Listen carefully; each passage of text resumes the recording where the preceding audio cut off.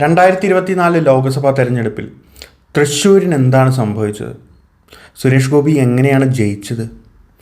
ഈ ഒരു വിജയം, സുരേഷ് ഗോപിയുടെ വിജയം മറ്റ് സംസ്ഥാനങ്ങളിലെ BJP പ്രവർത്തകർ എങ്ങനെയായിരിക്കും അതിനെ നോക്കിക്കാണുന്നുണ്ടായിരിക്കുക?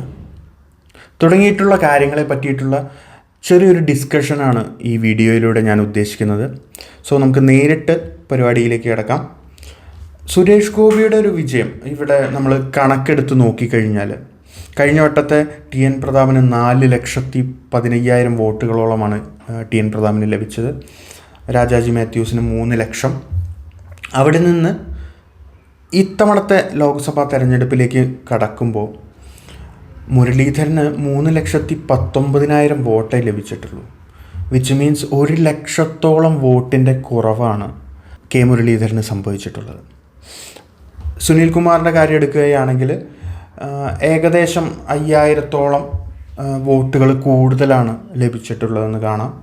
സുരേഷ് ഗോപിക്കാണെങ്കിൽ 4 ലക്ഷത്തിലേക്കാണ്, 2 ലക്ഷം, അതായത് 1 ലക്ഷത്തോളം വോട്ടുകൾ, 1 ലക്ഷത്തിലും കൂടുതൽ വോട്ടുകളാണ് സുരേഷ് ഗോപിക്ക് ഇത്തവണ കൂടുതലായിട്ട് ലഭിച്ചത്. അത് പറഞ്ഞു വയ്ക്കുന്നത് എന്താണെന്ന് വെച്ച് കഴിഞ്ഞാൽ കോൺഗ്രസിൻ്റെ വോട്ടുകൾ അത് നമുക്ക് കൃത്യമായിട്ട് അറിയാവുന്നതാണ്. ക്രിസ്ത്യൻ വോട്ടുകൾ കോൺഗ്രസ്സിന് സ്ഥിരമായിട്ട് കിട്ടാറുണ്ട്. ആ വോട്ടുകൾ എന്തൊക്കെ വന്നാലും സുരേഷ് ഗോപിക്ക് പോയിട്ടുണ്ട്.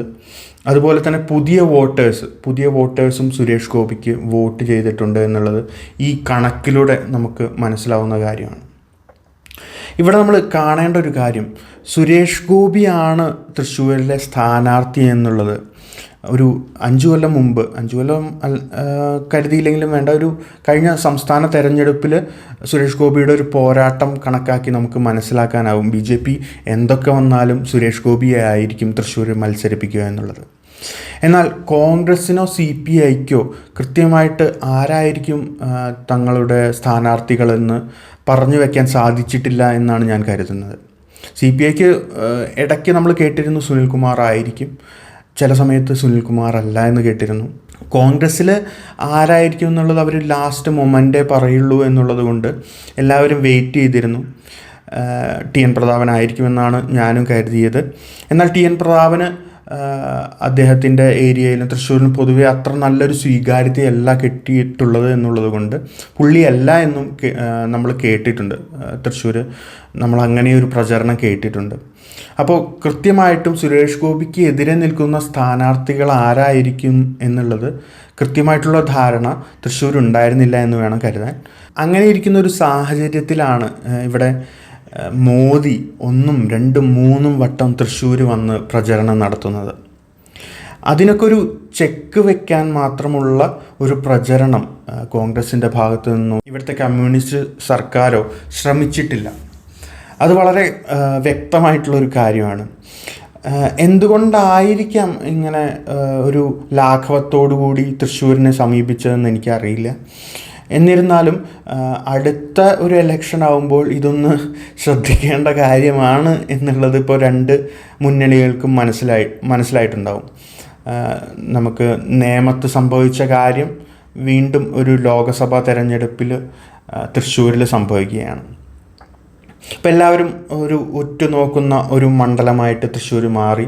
സുരേഷ് ഗോപിയുടെ ഏറ്റവും വലിയ ക്യാമ്പയിൻ, അല്ലെങ്കിൽ പുള്ളിയുടെ ഏറ്റവും വലിയ പബ്ലിസിറ്റി എന്ന് പറയുന്നത് അവിടുത്തെ തൃശ്ശൂരിലെ ഓട്ടോറിക്ഷക്കാർ ചേട്ടന്മാരായിരുന്നു. അവരുടെ ഓട്ടോകളിലാണ് ഞാൻ ആദ്യമായിട്ട് ഒരു പോസ്റ്റർ കാണുന്നത്, ചതിക്കില്ല ഉറപ്പാണ്. അതായത് സുരേഷ് ഗോപി ഒഴികെയുള്ള, അതായത് BJP ഒഴികെയുള്ള ബാക്കി എല്ലാവരും ചതിക്കുന്നവരാണ്, ഞങ്ങളങ്ങനെ ചതിക്കുന്നവരല്ല. സുരേഷ് ഗോപിയെ നിങ്ങൾ തിരഞ്ഞെടുക്കുകയാണെങ്കിൽ ചതിക്കില്ല ഉറപ്പാണ് എന്നുള്ളതായിരുന്നു അവരുടെ ഒരു ടേക്ക്. ഇത് പറയുന്നതിൻ്റെ ഒപ്പം അവിടെ ഉണ്ടായിരുന്നൊരു മേജർ പ്രചരണമാണ് സുരേഷ് ഗോപി ആയിരിക്കും കേന്ദ്രമന്ത്രി എന്നുള്ളത്. കേരളത്തിനൊരു കേന്ദ്രമന്ത്രി, തൃശ്ശൂരിനൊരു കേന്ദ്രമന്ത്രി. അത് പലയിടങ്ങളിൽ നമ്മൾ ഫ്ലക്സ് തൃശ്ശൂരിൽ പോയാൽ കാണാൻ സാധിക്കുന്നതായിരുന്നു. ഈ വോട്ടെടുപ്പ് കഴിഞ്ഞ് എനിക്ക് തോന്നുന്നു അധികം മണിക്കൂറുകൾ കഴിഞ്ഞിട്ടില്ല എന്ന് തോന്നുന്നു, സുരേഷ് ഗോപി പറഞ്ഞതാണ്, എനിക്ക് ഇപ്പോൾ മന്ത്രിയാവാനൊന്നും താല്പര്യമില്ല, സിനിമയിൽ അഭിനയിക്കണം.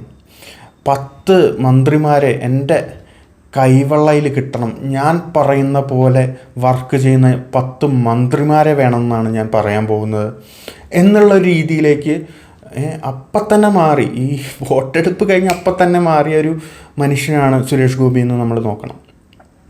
സോ ചതിക്കില്ല, ഉറപ്പാണ്. ഈ ഒരു വിജയം, ബി ജെ പിയുടെ ഈ ഒരു വിജയം എന്നുള്ളത് RSS കാലങ്ങളായിട്ട് ആഗ്രഹിക്കുന്ന ഒരു കാര്യമാണ്. RSSൻ്റെ ഏറ്റവും വലിയൊരു ശക്തി കേന്ദ്രമാണ് കേരളം. അപ്പോൾ കേരളത്തിലൊരു സീറ്റില്ല എന്നുള്ളത് അവരെ സംബന്ധിച്ചിടത്തോളം വളരെ വിഷമം വരുന്നൊരു കാര്യമാണ്.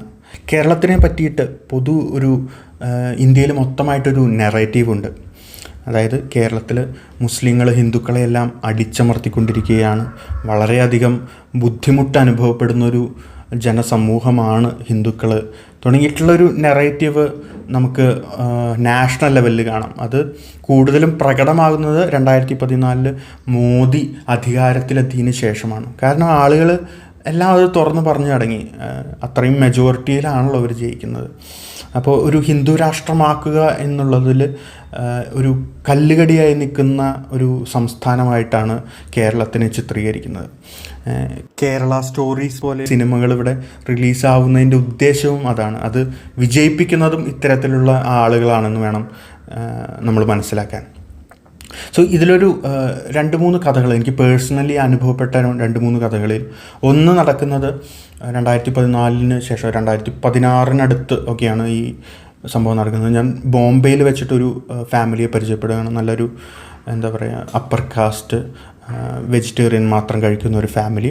അപ്പോൾ അവരിൽ നിന്ന് ആണ് ഞാൻ ആദ്യമായിട്ട് ഇങ്ങനൊരു കമൻറ്റ് വരുന്നത് കേൾക്കുന്നത്. നിങ്ങൾക്ക് ഭയങ്കര ബുദ്ധിമുട്ടാണല്ലേ കേരളത്തിൽ ജീവിക്കാൻ. അപ്പം എന്ത് ബുദ്ധിമുട്ട്? അല്ല, ഈ മലപ്പുറം പോലെയുള്ള സ്ഥലങ്ങളിലൊക്കെ ഭയങ്കര മുസ്ലിങ്ങളല്ലേ. ഇത് ഞാൻ ലിറ്ററലി ആദ്യമായിട്ടാണ് ഒരാൾ നേരിട്ട് എന്നോട് പറയുന്നത് ഞാൻ കേൾക്കുന്നത്. ഞാൻ വളരെ കൃത്യമായിട്ട് ഇവരോട് ഇങ്ങനെയല്ല, നിങ്ങൾക്കൊരു തെറ്റിദ്ധാരണയാണ് എന്നുള്ള രീതിയിൽ ഞാൻ പറയാൻ ശ്രമിച്ചു. പക്ഷേ അവരുടെ മുഖത്തുനിന്ന് വളരെ കൃത്യമാണ് അവരത് ഞാൻ പറയുന്ന കാര്യങ്ങളെ അവർ അംഗീകരിക്കുന്നില്ല എന്നുള്ളത്. ഇതൊരു ഇൻസിഡൻ്റായിട്ട് എൻ്റെ മനസ്സിൽ നിൽക്കുന്നുണ്ട്. രണ്ടാമത്തെ കഥ നടക്കുന്നത് ബാംഗ്ലൂരാണ്. ഒരു ഓൺട്രപ്രണർ, ഒരു ബിസിനസ്സുകാരനുമായിട്ടുള്ള ഒരു സംവാദത്തിലാണ്. പുള്ളി വിവേക് അഗ്നിഹോത്രിയുടെ വൻ ഫാനാണ്. പുള്ളി വിചാരിക്കുന്നത് കാശ്മീർ ഫയൽസ് ആണ് ഒരു മഹത്തരമായിട്ടുള്ള സിനിമ എന്നുള്ള നിലയ്ക്കാണ്. അത് പുള്ളി ഒരു ഹാഫ് മലയാളിയും ഹാഫ് കന്നഡികയുമാണ്. അടിപൊളിയായിട്ട് പുള്ളിക്ക് മലയാളം അറിയാം. പുള്ളിക്ക് കേരളത്തോടുള്ളൊരു ദേഷ്യം കാണണം. ഇത്രയും നശിച്ച സ്ഥലം വേറെയില്ല. അവിടെ മുസ്ലിങ്ങൾ ഇങ്ങനെ പെരുകി, നമ്മുടെ മോദി പറഞ്ഞ പോലെയുള്ള സെയിം ഡയലോഗ് തന്നെയാണ് ഇയാളും പറയുന്നത്. ഇതിനൊക്കെ ഇവർക്ക് എവിടുന്ന ധൈര്യം വരുന്നത് എന്നുള്ളതാണ്. നേരത്തെ പറഞ്ഞ ആൾക്കാർക്കാണെങ്കിലും ഈ പറഞ്ഞ ആൾക്കാണെങ്കിലും എവിടുന്നാണ് ഈ ധൈര്യം വരുന്നത്? ഇന്ത്യ ഭരിക്കുന്നത് അത്തരക്കാരാണ് എന്നുള്ള നിലയ്ക്കാണ്. വർഗീയ വിദ്വേഷം പറയാനുള്ള ലൈസൻസ് ഇവിടുത്തെ പൗരന്മാർക്ക് BJPയും RSSും ഒക്കെ ഇങ്ങനെ എഴുതി കൊടുത്തിരിക്കുകയാണ്. എന്നാൽ ഈ ഒരു കാലഘട്ടത്തിൽ ഇപ്പോൾ കേരളത്തിൽ തൃശ്ശൂർ ഒരു സീറ്റ് BJPക്ക് ലഭിച്ചിരിക്കുകയാണ്. എന്തായിരിക്കും ഇവരുടെ ഒരു നെറേറ്റീവ് എന്നറിയാൻ എനിക്കൊരാഗ്രഹമുണ്ട്. തൃശ്ശൂർ കിടിലൻ സ്ഥലമാണ്, ബാക്കിയെല്ലാം പോരാ, ആ ഒരു നിലയിലാണോ? അല്ലെങ്കിൽ കേരളം എല്ലാവരെയും അക്കോമഡേറ്റ് ചെയ്യുന്ന ഒരു സംസ്ഥാനമായിട്ടാണോ? ഒരിക്കലും ആവില്ല. എന്തൊക്കെ വന്നാലും മലപ്പുറം ഒഴിച്ച് തന്നെയുള്ളൊരു സംഭവം ഉണ്ടാക്കാനേ ഇവർ ശ്രമിക്കുകയുള്ളൂ. ആഫ്റ്റർ ഓൾ കേരളത്തിലും ഒരു താമര വിരിഞ്ഞിരിക്കുകയാണ്. കേരളത്തിനെ പറ്റിയിട്ട് നല്ല രീതിയിലാണോ അല്ലെങ്കിൽ വീണ്ടും പഴയ രീതിയിൽ ഒരു മോശം നെറേറ്റീവ് ക്രിയേറ്റ് ചെയ്യാനാണോ BJP ശ്രമിക്കുന്നതെന്ന് നമുക്ക് ഈ ഒരു വർഷങ്ങളിൽ നമുക്ക് നോക്കി കാണാം. എന്തൊക്കെ വന്നാലും തൃശ്ശൂരിലെ വിജയം എന്നുള്ളത് എന്നെ സംബന്ധിച്ചിടത്തോളം പേഴ്സണലി ഒരു നിരാശ തരുന്ന ഒന്നാണ്. ഇന്ത്യയിലുണ്ടാകുന്ന കർഷക സമരങ്ങൾക്കും മണിപ്പൂരിലുണ്ടാകുന്ന സംഘർഷങ്ങൾക്കും വിലക്കയറ്റത്തിനും എല്ലാത്തിനുമെതിരെ പ്രതികരിക്കുന്നൊരു സമൂഹമായിട്ടാണ് ഞാൻ തൃശ്ശൂരിനെ കരുതിയത്. എന്നാൽ അങ്ങനെയല്ല. തൃശ്ശൂർ സുരേഷ് ഗോപിയെ വോട്ട് ചെയ്ത് വിജയിപ്പിച്ചവർക്കായിട്ട് ഞാനൊരു കാര്യം പറയാം. ഇന്ത്യയിലെ ജനങ്ങൾ പട്ടിണി കിടന്ന് മരിക്കുമ്പോൾ, വർഗീയ വിദ്വേഷത്തിൻ്റെ പേരിൽ തെരുവിലെ ആളുകൾ മരിച്ചു വീഴുമ്പോൾ, അതിൽ നിങ്ങൾക്കും ഒരു പങ്കുണ്ട് എന്ന് നിങ്ങൾ കരുതണം.